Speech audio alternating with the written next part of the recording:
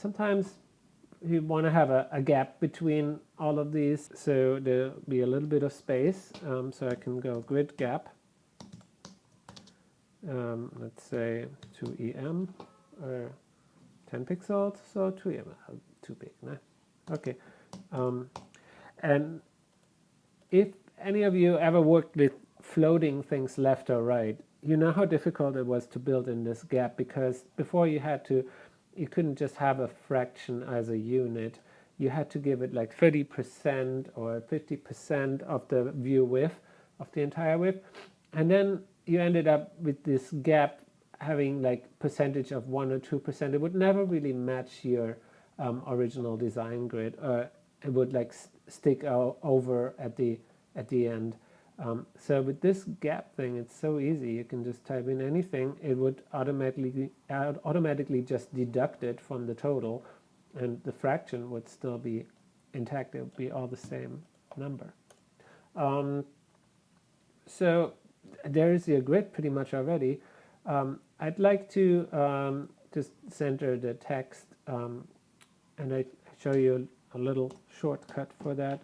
So in the grid container,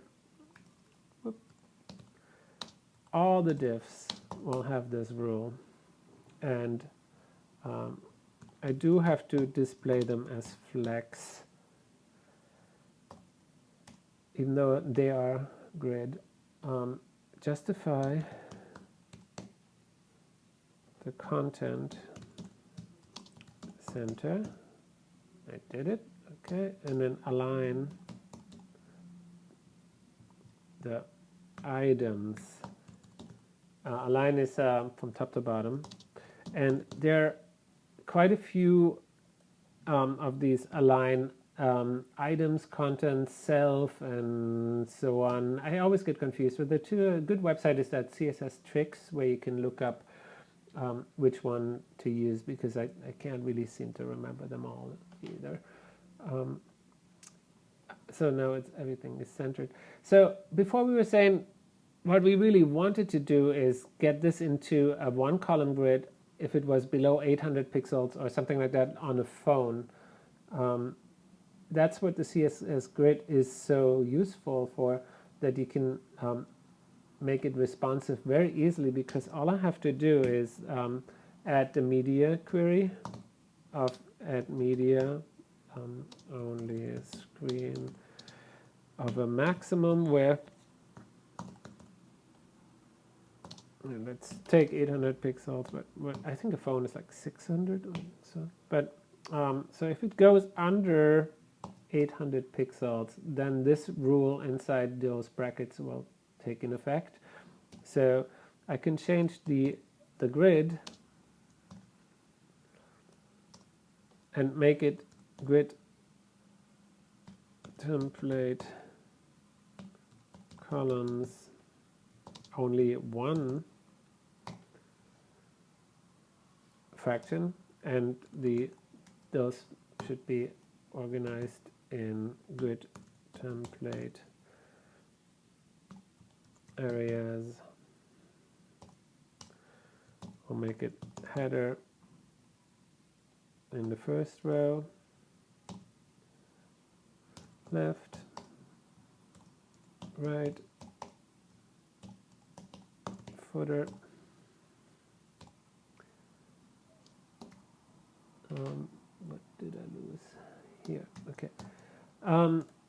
So I like this system because you can really literally just write out your grid, and now if I go below 800 it should switch. Yeah, nope, something isn't right.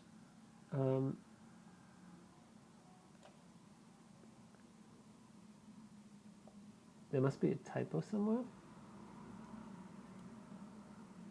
Good. Oh, there. Okay. Now it's working. Okay. So to build this and change it at different media sizes to different layouts, this is sort of the very traditional layout, but it could be a lot more involved. You could make a lot more different modules that float wherever you want them, and the navigation could change to different pieces too. Using the CSS grid, it's really easy to just write it out. There are also a few other ways you can change these. You don't have to use the system with writing out, but as a designer, I find it very easy for me to navigate. So even if you don't know too much code, is give you a little bit of a demonstration that there isn't really that much to it. It's easy to understand. See, the HTML and the CSS is fun. It's not too big of a language to learn, and it's all about the design part too. So I really like that this working with CSS. There are many things you can animate, and there's so many cool design things you can do these days now. So you should definitely check this out. All right, thank you.